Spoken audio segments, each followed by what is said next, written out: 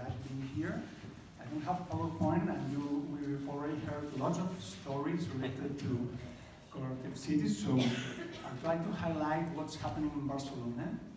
First of all, in a short background, Barcelona is known to be an important place for architecture, for public space, but we also have a strong background on collaborative cities. We have lots of associations. UN has considered it as a key point in Barcelona a few years ago.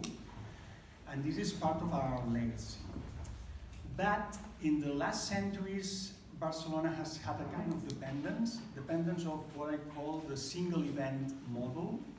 That was in the 20th century, the expos. We had two universal expos at the end of 19th century, beginning of the 20th. Then we had like the successful moment of Olympic Games in 1992. That was a successful moment because connected perfectly the aims of the citizens with the possibility of international investment coming to the city for the first time. So it was really important for Barcelonians. But this model took its failure in 2004 with an event you may not know as much as the Olympic Games, because it failed. It was the Forum of Cultures. And that meant the really crash of this single event model. So we had a story close to Seoul. We had like lots of bottom-up processes, and a party that was founded only 1 year before the election won the elections, and Ada Colau was the first mayoress that came from these bottom-up processes. So we were all really proud and hoping this would change some kind of this heritage related to investment. The city was really fed up of tourism, of real estate investment, and corruption, politics corruption. So it had to be a movement, and it became so. So the mayors and all the new government had three main threats to trying to change this inertia. The first of all was decentralizing the city, decentralized policies. You have to consider that Barcelona is a small city, 2 million people, in an area of 4 million people, so it's not that much, it's like a village in China. But we are the 15th most visited touristic city in the world. And especially this happens in a really small part of the city, which is the ancient city. So imagine 15 million people in a really small part of the city. One of the main politics has been to decentralize this stress, and for both the tourists, but especially also for Barcelonians, to build hubs of interest all around the city.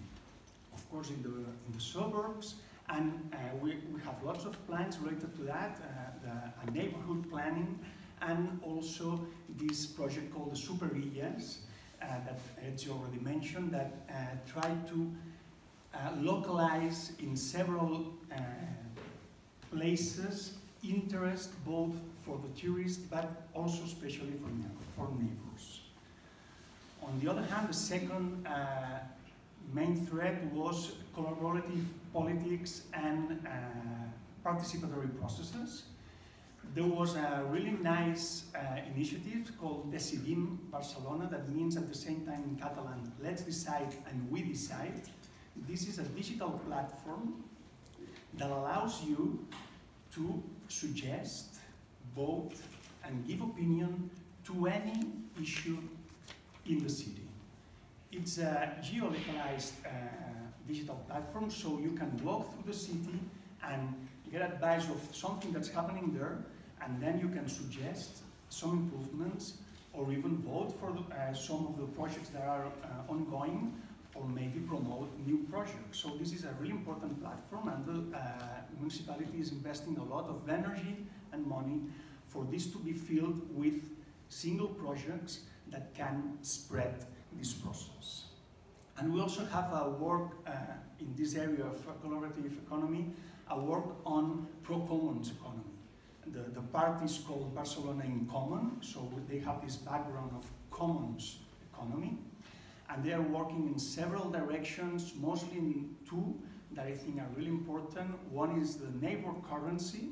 We have a few experiences of trying to find out a currency related to a neighbor, not the state currency. And on the other hand, we have some experience of universal income. Around 1,000 families have been in a pilot plan to try to find out what would happen if the city council decided to have a universal income in the case of Barcelona. And the third main threat is digital technologies. Barcelona was more or less known because of this being a hotspot for digital technologies. We had this 22 at neighborhood, we had the Smart City Expo and Congress, and we have hosted for last years the Mobile World Congress. With the new municipality, they decided to spread this strength of digital technologies to the whole citizens. So they are developing several programs and projects to spread and mainly to give what is called digital sovereignty. So the citizens not to be only users of these technologies, but to be the ones that design these technologies with ethical background, with economical interest and so on. So there are several, mainly at the Code, a new funded project called Code with Amsterdam and some other cities in Europe that are working on this idea of digital sovereignty, going to directly to the algorithm. That is something that, as John mentioned, we constantly forget. We forget the physical impact of digital technologies, but we also forget the real tool of this digital environment, which is the algorithms. And they also opened the Digital Social Innovation Program that has three main areas. Digital economy, trying to enhance all digital economy processes. Barcelona, Make BCN, which tries to enhance also all the maker culture and bringing back production inside the city. And also iLab, that tries to find out ways of collaborating and connecting through digital technologies different communities of the city. So these are the main three threats, but, and some of them have been mentioned here, I just wanted to finish this short presentation bringing some questions that maybe will be discussed on the roundtable later. And it's a balance between several issues. And on the one hand, legacy and transformation. I mean, we are so used to this neoliberal terminology of innovation and transformation, and we constantly forget about the legacy, and Barcelona has lots of legacy to bring to the present and to the future. The idea of model and system. I've talked about the single event model. The actual municipality that was just 4 years ago, we have elections next spring. The actual municipality is focused on the idea of system, of process, but I think we have to discuss between these two. And also the idea that was also on the table by So, for example, of leadership and participation. In which measure we expect a mayoress or a municipality to work as a leader, to have like an expert connection to the city processes, or in which measure they have to allow a single bottom-up process to bring the new strategies of the city. So thank you very much. I hope I help a little bit on the discussion, and let's discuss it later. Thank you.